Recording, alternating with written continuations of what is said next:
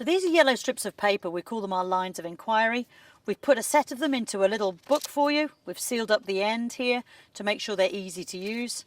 You get 10 of these in a pack. What I'm going to show you here is how we use that. The 3D mind map is about using the materials in your talking tub.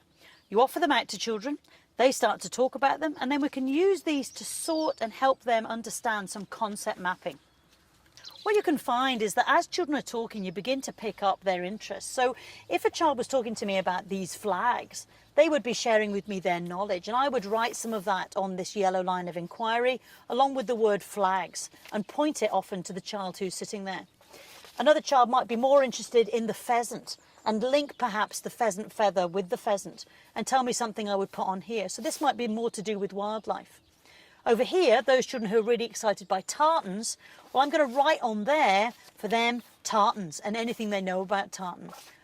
It then points to the tartan. So what you begin to do is you build up this first cartwheel of what you call lines of inquiry. As an adult, I can then take those lines of inquiry and use them at my planning time to be able to work out what are the children really interested in terms of Scottish culture, or for that matter, any subject you're doing a talking tub on. Photographing this process and photographing all their lines of inquiry as they build up over the mind map is a really good way of recording children's baseline knowledge or their ongoing thinking skills.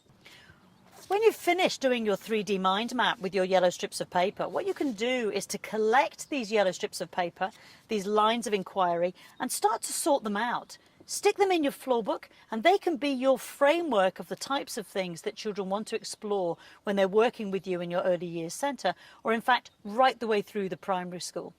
If you want to know more about this process of 3D mind mapping, it would be a great idea to go and have a look at the training site.